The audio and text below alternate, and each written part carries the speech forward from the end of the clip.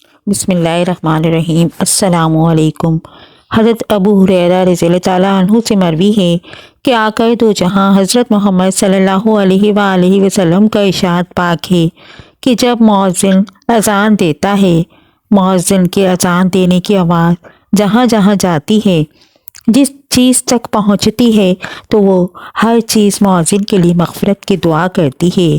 جو بندہ بھی اذان کی آواز سن کر نماز ادا کرنے کے لیے آتا ہے تو اس نمازی کے نامہ اعمال میں 25 نیکیوں کا اضافہ کر دیا جاتا ہے۔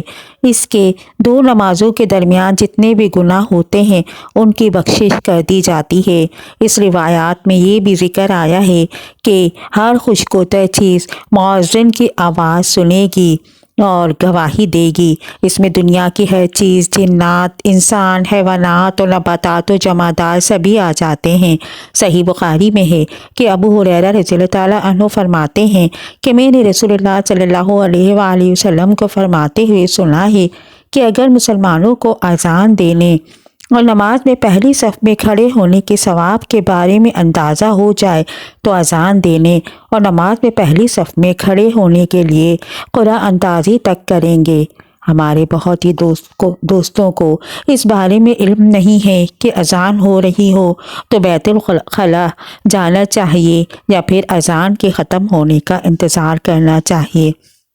دوران اذان بیت الخلاء استعمال کرنے کی شرعاً ممانعت نہیں ہے، اس لیے جب اذان ہو رہی ہو تو طہارت یا قضاء حاجت کے لیے بیت الخلاء استعمال کیا جا سکتا ہے۔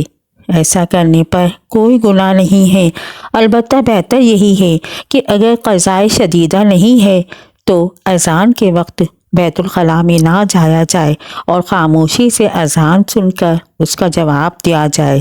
اس طرح سنت نبوی پر عمل کرنے کا ثواب مل جائے گا۔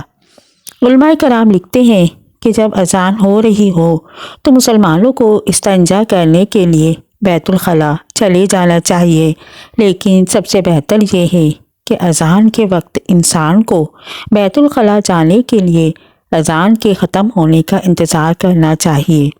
جب اذان ہو رہی ہو تو انسان کو چاہیے کہ خاموشی کے ساتھ اذان سنیں اور اس کا جواب دیں۔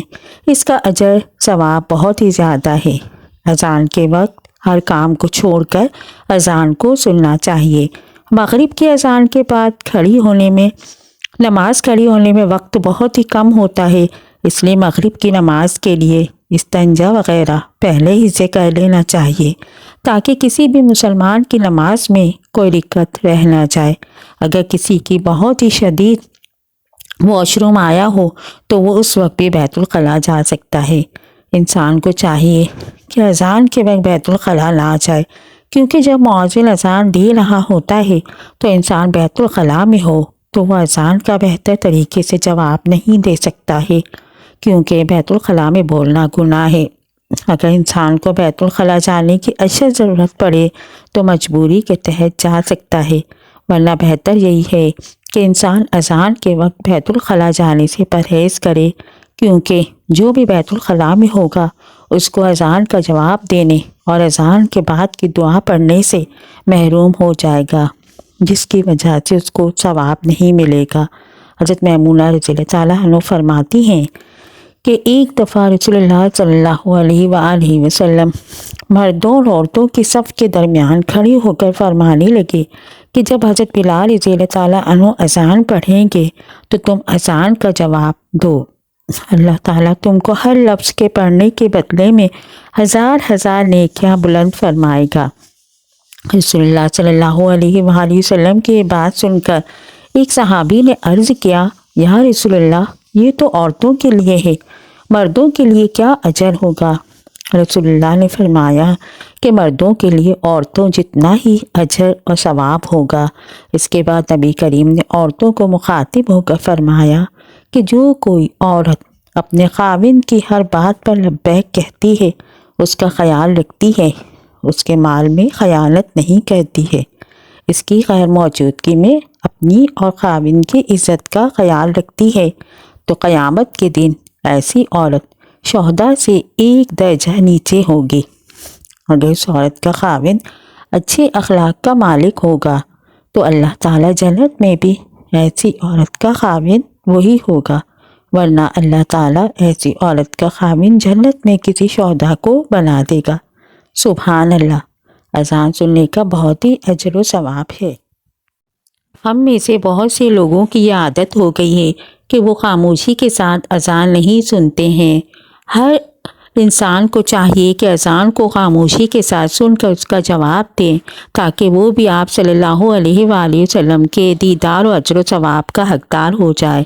جب اذان ہو جائے تو تمام عورتوں کو چاہیے کہ وہ گھر میں، اور مردوں کو چاہیے کہ وہ مسجد میں جا کر نماز ادا کر کے ثواب حاصل کریں۔ لیکن آج کل کے دور میں ہم اذان کو دھیان سے نہیں سنتے۔ ہم جو کوئی بھی کام کر رہے ہوتے ہیں، ہم اس کام کو جاری رکھتے ہیں، جس کی وجہ سے ہم اذان کو سن کر اس کا جواب نہیں دیتے ہیں، جس کی وجہ سے ہم اذان کے اجر و ثواب سے محروم رہ جاتے ہیں۔ اللہ تعالیٰ سے دعا ہے کہ اللہ تعالیٰ ہم کو اذان سن کر اس کا جواب دینے کی توفیق عطا فرمائے۔ آمین۔